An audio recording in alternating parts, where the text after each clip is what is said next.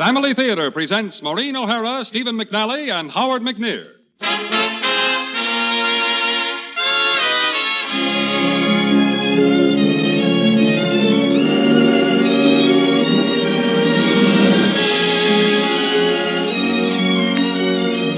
From Hollywood, the Mutual Network, in cooperation with Family Theater Incorporated, brings you Stephen McNally and Howard McNear in Edgar Allan Poe's classic, The Gold Bug. To introduce the drama, your hostess, Maureen O'Hara.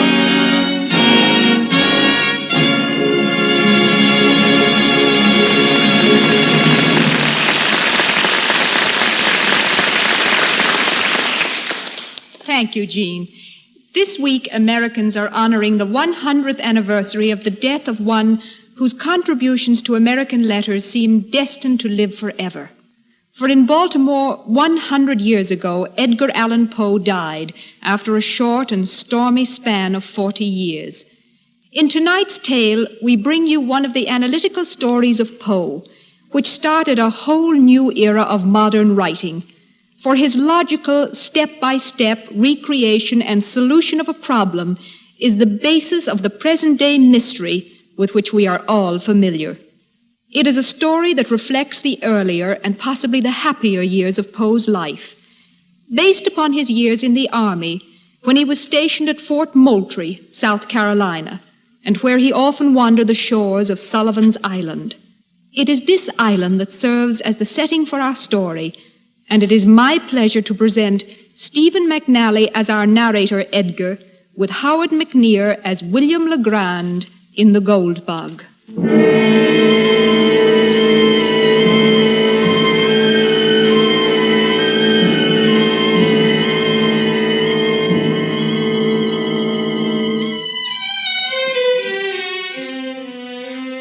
Often in our work, we lawyers see the end product that results when man's senses suddenly desert him, leaving his body prey to the lashes of his emotions and his soul to an even greater scourge.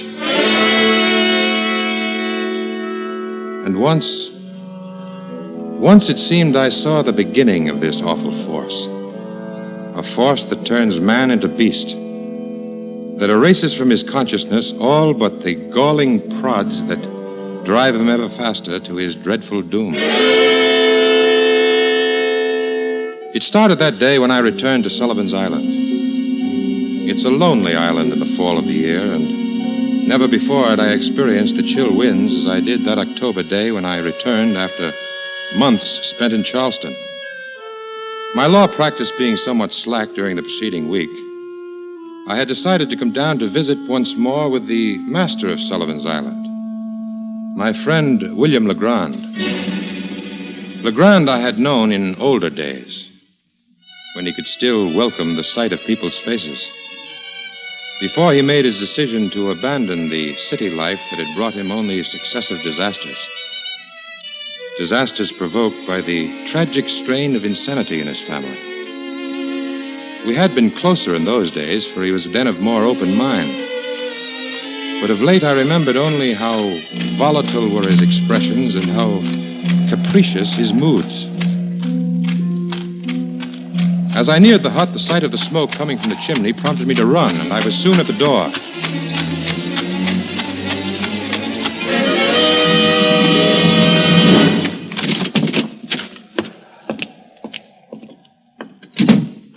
There was no one there save me. And wherever my astonished glance fell, it encountered a riot of disorder among the usually meticulous furnishings. As I stood there, wondering whether it were the defections of Legrand or Jupiter that could have caused this neglect, I heard a welcoming voice outside and turned to await Legrand. Edgar! Edgar! Oh, Edgar, what good luck for me. Jupiter! Come, see who's here. It has been a long time, hasn't it, William? Oh. It's good to see you again, Mr. Edgar. This island has need of company. Come, do sit down. We have much to talk about since all these months have passed between us. I'll set the pot to boiling. Some hot tea will take the chill off this weather. That, Jupiter, is an excellent idea. Edgar, I would rather see you than anyone I can name. I have most extraordinary news. I found a truly rare treasure.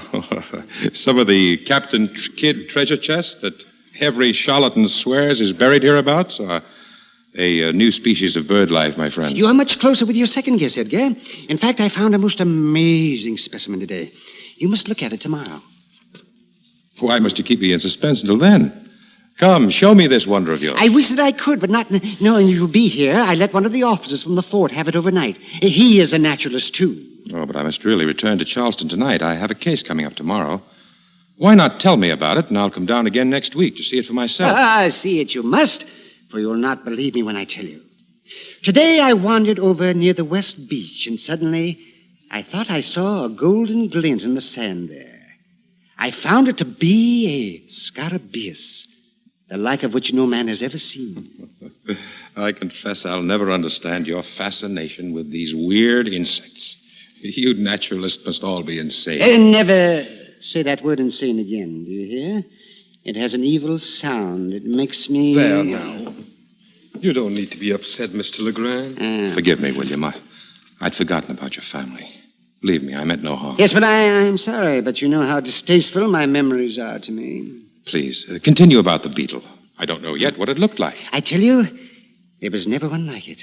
Pure gold in color and heavy as a stone. And only about as big as a hickory nut. But even I have seen yellow beetles. Oh, not like this, I can assure you. It has two strange jet black spots near its head and another near the tail. Oh, but here, I'll sketch it for you. And we say, let's see now. I know I have some blank paper here somewhere. Well, there's a piece sticking out of your pocket. Perhaps that would do. Oh, is that? Oh, yes. Oh, this is the paper I used to wrap the scarabaeus in. Well. It looks as though it were real parchment. Jupiter found it for me. And I'll tell you again, neither of them will bring good luck. Mark my word. Poor Jupiter seems to see specters at every hand these days. He would have had me leave the scarabaeus at the beach. It's bad luck. You'll see it too, Mr. Edgar, once you look at that beetle. Come, William, make your drawing and let me judge for myself. Yes, I will, Elsa. Though I must confess I've never seen Jupiter so overwrought. Yes, now I'll draw this, and you see, there. And the dots, here and here. Now, Edgar, look at this. This is a strange one. I never saw anything like it before, unless possibly a skull or a death's head. A death's head, yes. Possibly the markings on it would give that appearance, but it does not really resemble one. Perhaps so, but I fear, Legrand, you are no artist. Edgar, I draw very well. I should at least. I've had good training, and I'm not exactly a blockhead. Well, then you must be joking, for this is a very good skull. And where are the beetle's antennae? Oh, very well. I should not have drawn it after all. Then we wouldn't have gotten into this argument. Argument, William? You know very well what I mean. Here, I'll toss the accursed thing in the fire. What's the matter? What on earth is this? Well, upon my word. Well, this cannot be. You must forgive me, Edgar, but I have work to do. Jupiter, see Mr. Edgar back to Charleston. I'm sorry, but right now I must be alone.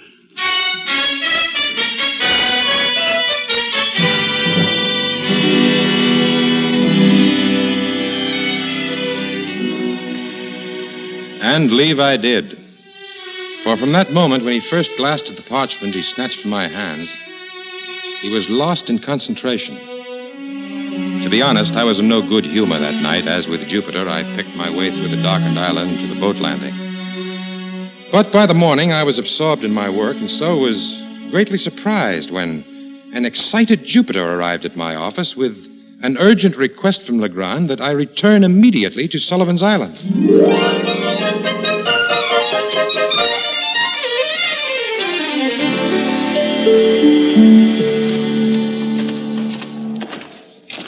What can be the matter with Legrand, Jupiter? He was in good health last night. He hasn't complained of any pain, but he's sick just the same.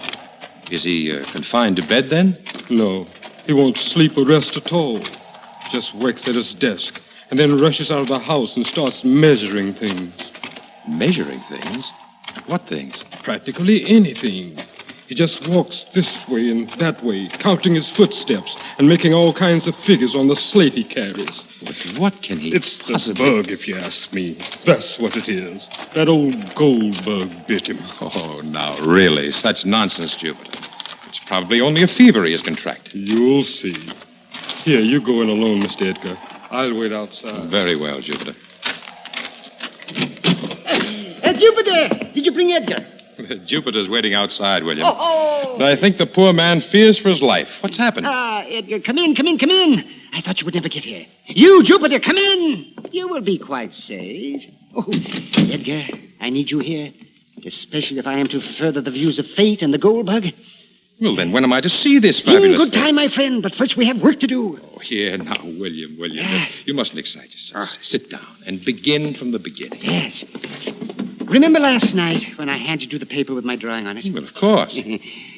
And now, look what happened to it. Well, nothing has happened to it that I can see. It's the same skull-like drawing you made for me last night. Oh, well, now, turn it over. Oh, but this is the drawing of the beetle. I can see the antennae. Precisely. And on the other side is the skull, brought out from the old parchment by the fire last night. But where did it come from? It's witchcraft, I tell you. That gold bug has an evil spell. Remember I told you I used it to pick up the gold bug? We found it in the sand near the beetle. Well, then the drawing must be a very old one. The parchment looks well worn. Yes, that's true. Now, last night after you left, I heated the whole thing over the fire, and I found the message upon it. Oh, William, there's no message here. Oh, yes. Well, wait. You shall see. Here, let me put the paper in this pan of water, and we'll place it over the fire again. Ah, yes, you shall see. You mean the heat will bring Many out of these old parchments can be restored through the use of heat. Now, when you handled it last night, the heat from your hands combined with the temperature of the room to bring out the message. Well, look. It's beginning to show up now. There's a picture on it. Why, it's an animal. Ah, precisely.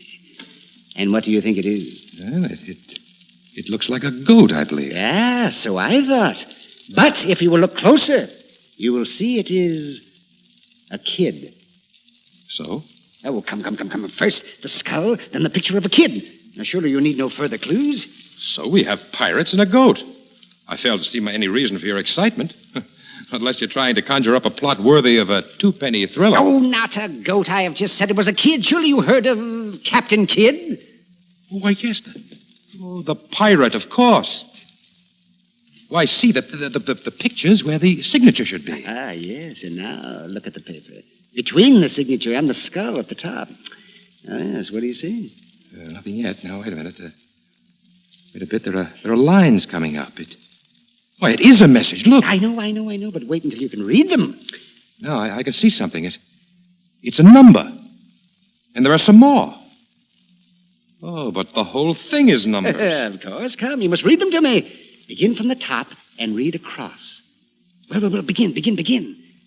This may be worth a fortune. Hurry.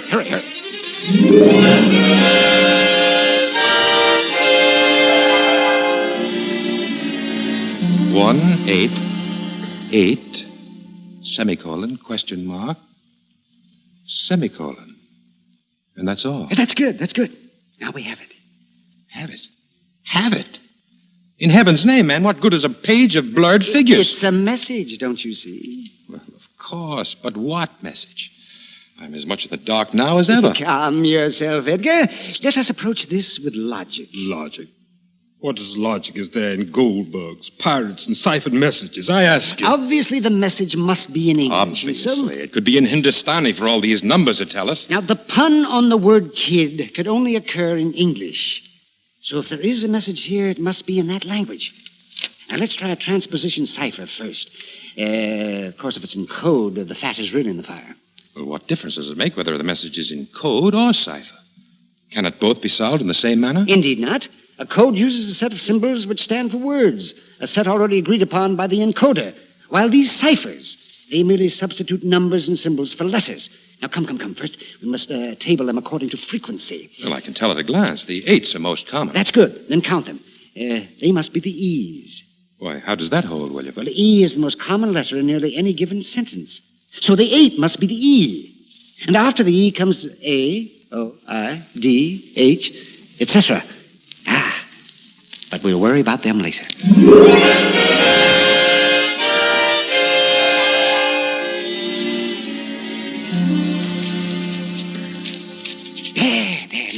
look. There is the completed message. A good glass in the Bessop's Hostel in the Devil's Seat, 21 degrees and 13 minutes northeast. But this makes no more sense than the original.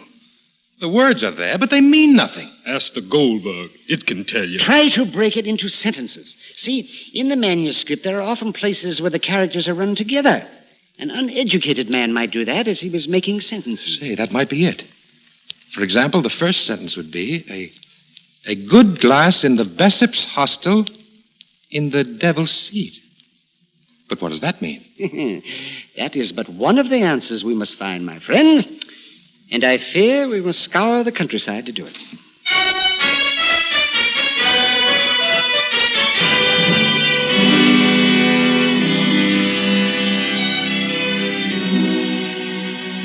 And scour we did. For in the days that followed, Legrand and I talked to each and every soul that lived about us. At every hand, we found the same answer. The same blank stares, the same accusing glances that more than once began to convince me I had lost my sanity. Then Legrand heard of an old crone who had lived in the vicinity for more than 80 years. We found the incredibly old woman, her cracking voice making our hearts race as she strove to recall facts from generations past.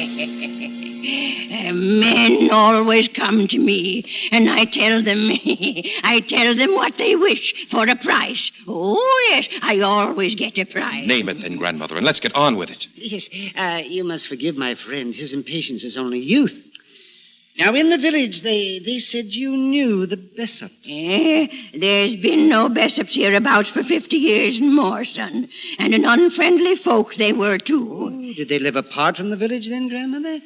I've heard tell of Bessop's Hostel. Bessop's Castle it is. You'll sleep cold tonight if you expect to stay there. Do you mean there is a Bessop's Castle? Where is it?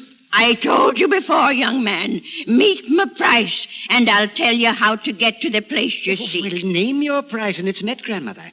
20 good silver dollars. $20? Of course, Grandmother. Here, hold out your hand. Yes. Oh, wonderful. 18, 19, and 20. Now for this Bessop's Castle. You must first go to Sullivan's Island. Eh? The island, Grandmother. Where do we go on the island? Up on the western shore of the island, you'll find a lonely pile of rocks. And there, as you go along...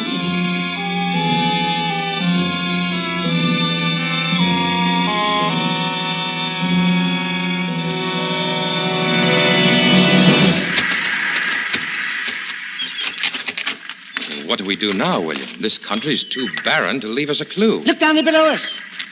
No, to the right a bit. What do you see? Why, it looks as though the waves had carved a chair out of the rock. Ah, precisely. The Devil's Seat, my lad. Give me the telescope. Here it is. Now what? Read the directions in the note. I'll use them to sight with. It says, 21 degrees and 13 minutes. That's good. Next. Northeast and by north. That's right. That's it. It brings the glass onto that tall tree. Well, then it says main branch, 7th limb, east side. What do you see there? There's a rift in the branches. What on earth? Quickly, what is it, William? What do you see? I don't exactly know, Edgar. But, I think it's another death's head.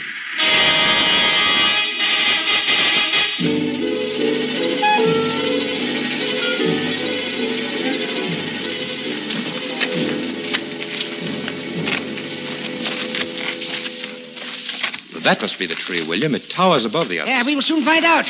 Jupiter, give me the spade and get ready to climb the tree. Here, take the gold bug with you. No, sir. I don't want to be hexed up there. Oh, what, by the Goldberg? Oh, nonsense, man. Nonsense or not, I don't want anything to do with the Goldberg. It's a hex. Well, if he's afraid of the beetle, William, why not let him go up without it? Oh, but he can't. We will need it once he reaches the place. Yes, up the tree with him now, Jupiter. Here, I'll give you a boost, lad. That's a good lad. Keep climbing. Now, Jupiter, stop there. Stop there a moment. What's the matter? How many limbs below you now? Count them. There's 5. That's good. Go one higher, Jupiter, and sing out. I'm there now. Now work your way out on that limb as far as you can go. What's happened, Jupiter?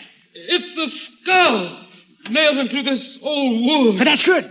That's good. Now listen to me carefully. Find the left eye of the skull. Yes. Yes, I've got it. That's good. Now listen carefully. Take the gold bug and drop it through the left eye. Now drop it. Yes, sir. See, there it comes. There it comes. Look at it clear. There it is. Quickly, mark the spot where it landed. Jupiter, get back down here now. We've more work to do. What is the peg for, William? Here, wait a minute. There. Yes, now, hand me the measuring line, Edgar. And now follow me and bring the spade. And use it with good will. For each stroke shall be a golden one.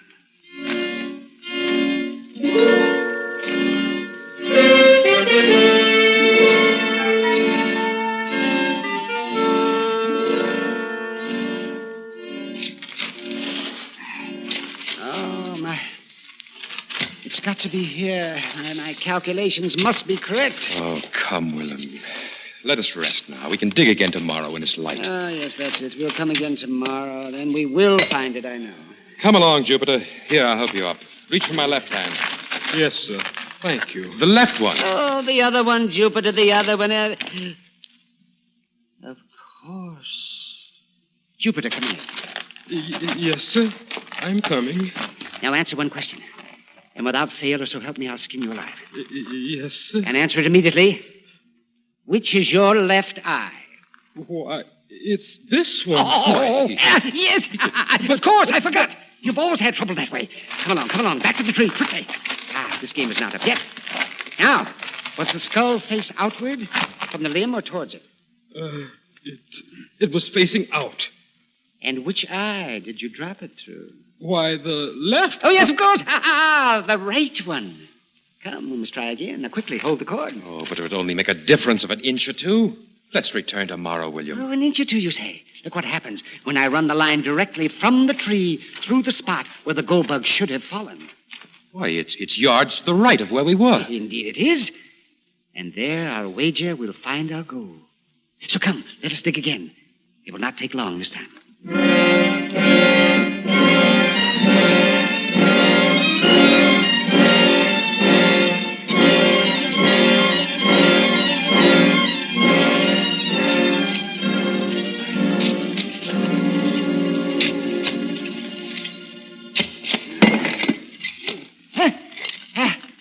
I hit it. Did you hear? The chest is there. We found it, William. Yes, we must have. Here. Let me hand. We must clear it away. Yes. Now, quickly slide the bolt. Then we shall see who has been mad.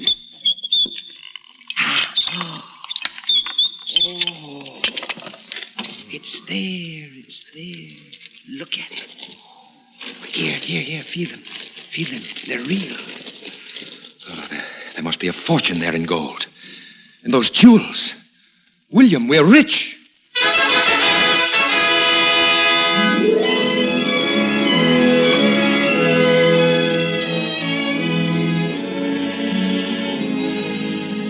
Nor did we sleep that night. For in the firelight of the cabin, we sat amazed as we counted up the pirate treasure. Through it all, Legrand chuckled and would from time to time glance at me as though I were to share in his private jest. At length, goaded by my curiosity and his laughing glance, I asked for the explanation he knew must be forthcoming.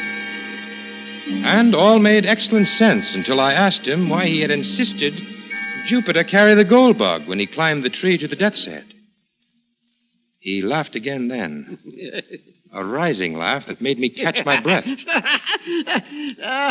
Yes, it was for your benefit, my dear Edgar, to punish you.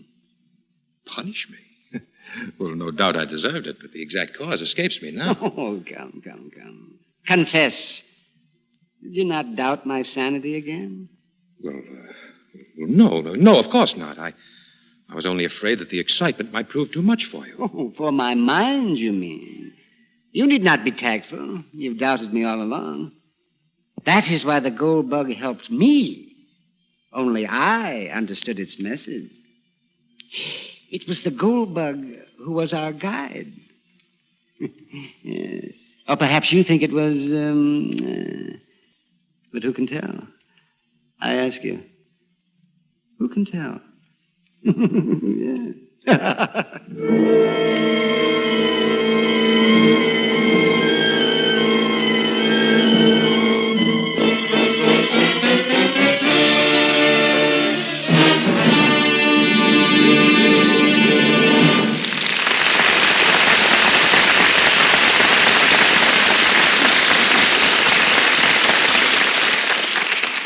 Thank you, Stephen McNally and Howard McNear, for your splendid presentation of The Gold Bug. You know, The Gold Bug was the first story of Edgar Allan Poe that I ever read. It holds a special place in my memories, along with Tom Sawyer, Treasure Island, and all the other stories we first learned to love in grammar school days. Hearing it again on Family Theater calls back those days. The books we read, the songs we sang, the teachers we had, and the boys and girls we all knew so well. It's good that we have such memories, and it's only right that the memories should be happy ones. Especially do we have a right to have happy memories of our home life, our parents, our brothers and sisters. In fact, I'd say that parents owe it to their children to see that their childhood days are something that they will always look back to with gratitude and joy.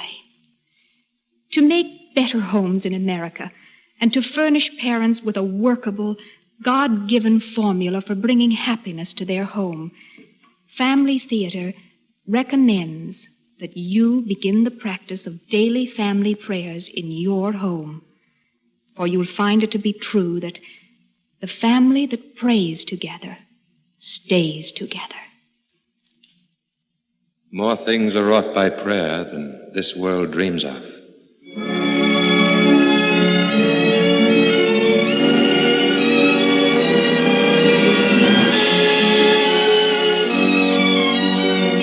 From Hollywood, Family Theater has brought you Stephen McNally and Howard McNear in Edgar Allan Poe's The Gold Bug, with Maureen O'Hara as your hostess. Emperor Clemmy was heard as Jupiter, with Martha Wentworth as the grandmother. This adaptation of Poe's classic was written by Arthur Sawyer, with music composed and conducted by Harry Zimmerman. It was directed for Family Theater by Jaime Del Valle. These Family Theater broadcasts are made possible by the thousands of you who felt the need for this type of program, by the Mutual Network, which has responded to this need, and by the hundreds of stars of stage, screen, and radio who have so unselfishly given of their time and talent to appear on our Family Theater stage.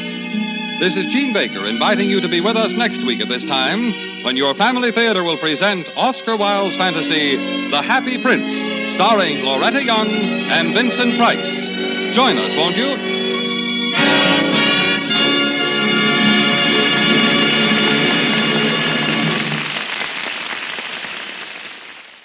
This program came from Hollywood.